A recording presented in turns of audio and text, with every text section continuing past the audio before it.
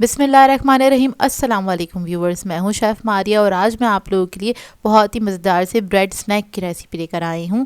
Chicken bread patties सिखाने जा रही हूं जो कि बहुत ही मज़ेदार बनके तैयार होते हैं और इनको बना के आप 1 महीने तक स्टोर करके रख सकते हैं। रमज़ान आने वाले हैं तो रमज़ान के लिए आपने इस रेसिपी को ज़रूर ट्राई करना है, बहुत ही मज़ेदार बनके तैयार होते हैं।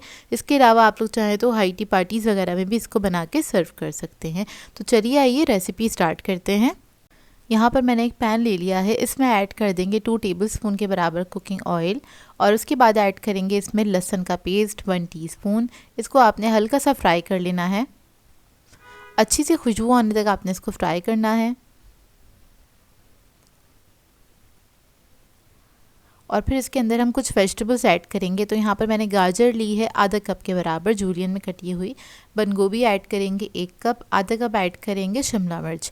तो ये सब चीज़ें आपने ऐड करनी है और इसको आपने फ्राई कर लेना है और हाई फ्लेम पे फ्राई कीजिएगा। जो वेजिटेबल्स हैं उसका पानी नहीं छूटना चाहिए, इस बात का ख्याल रखिएगा। तो हल्की आंच पे नहीं पकाना है आपने इसको। इसमें हम कुछ मसाले ऐड करेंगे। कुटी हुई लाल मिर्च ऐड की है मैंने 1 टीस्पून, काली मिर्चों का पाउडर ऐड करेंगे 1/2 टीस्पून, चिकन पाउडर ऐड करेंगे 1 टीस्पून, नमक ऐड करेंगे इसमें 1 टीस्पून, 1 टीस्पून से थोड़ा सा कम ऐड किया था मैंने। सोया सॉस ऐड कर देंगे 1 टेबलस्पून, चिकन ऐड करेंगे बॉयल और श्रेडेड चिकन है ये, आधा कप से थोड़ा सा ज़्यादा है, वो ऐड कर देंगे और इसको मिक्स करेंगे अच्छी तरीके से। अब इसको मिक्स करेंगे अच्छे से और 1 मिनट तक कुक कर लेंगे। तो ये हमारी मज़ेदार सी फिलिंग रेडी हो गई है। इसको ठंडा कर लेंगे अच्छी तरीके से। अच्छा, ये जो हमारी फिलिंग बनके तैयार होती है ना, इसमें इंग्रेडिएंट्स बहुत कम जाते हैं लेकिन बहुत अच्छी क्वांटिटी में ये पेटीज़ बनके तैयार हो जाते हैं। अब जब ये ठंडी हो जाएगी तो उसके बाद आपने इसके अंदर ऐड करना है मेयोनीज़। तो यहाँ पर मैं चिकन स्प्रेड यूज़ कर रही हूँ, इसका फ्लेवर ज़्यादा अच्छा आता है। तो आधा कप के बराबर ऐड करा है मैंने। इसको मिक्स कर लेंगे। इसको मिक्स करके आपने देख लेना है, अगर थोड़ा सा आपको कम लग रहा है तो ऐड कर सकते हैं, मैंने भी ऐड किया था। क्योंकि इसको हमें बनाना है थोड़ा सा स्प्रेडेबल बनाना है, क्योंकि पेटीज़ बना रहे हैं तो ब्रेड पे हमने इसको स्प्रेड करना है। तो देखिए मुझे थोड़ा सा कम लगा था तो मैंने 2 टेबलस्पून और ऐड कर दिया है और उसके बाद हम इसको मिक्स कर लेंगे अच्छी तरीके से। तो ये देखिए इसको मैंने मिक्स किया अच्छी तरीके से। अब यहाँ पर हम ब्रेड ले लेंगे और जो फिलिंग हमने बनाई थी मज़ेदार सी, उसकी एक अच्छी लेयर लगाएंगे इसके ऊपर। इवनली आपने स्प्रेड कर देना है इसे। दूसरे स्लाइस से कवर करेंगे और इसके बाद इसकी हम कटिंग करेंगे। यहाँ पर मैं स्क्वायर शेप में इसको बना रही हूँ, आप लोग चाहें तो राउंड शेप में भी बना सकते हैं या फिर जो तिकोना शेप होता है उसमें भी आप इसको कट कर सकते हैं। तो ये आपकी अपनी मर्ज़ी है। तो यहाँ पर बस इसको मैं 4 हिस्सों में डिवाइड कर लूँगी। तो इस तरह से हम बनाएंगे तो बहुत सारे पेटीज़ बन के तैयार हो जाते हैं। तो ये देखिए, अब इसे हमने रखना है पूरे 1 महीने तक। तो उसके लिए हम क्या करेंगे, इसके ऊपर करेंगे कोटिंग।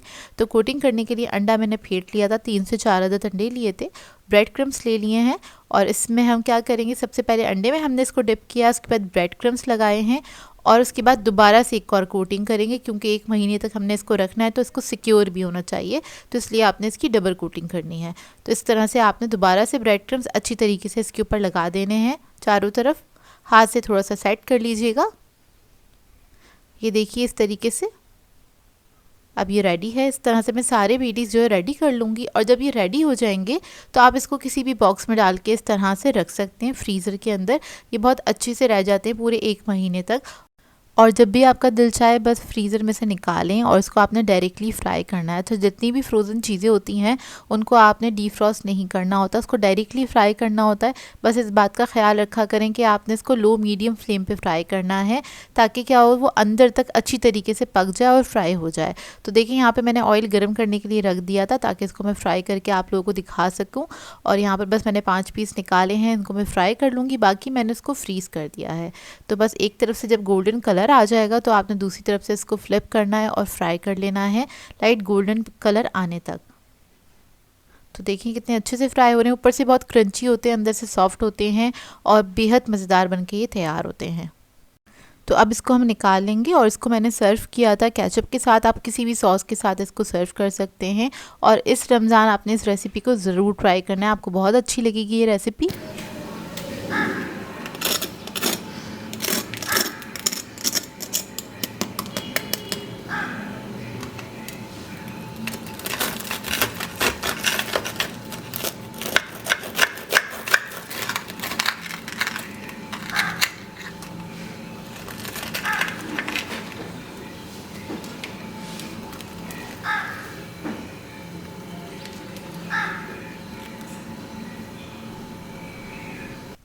तो ये देखिए इसका अंदर का लुक बहुत ही मज़ेदार बने थे। एक बार ज़रूर ट्राई कीजिएगा और अपना फीडबैक ज़रूर दीजिएगा।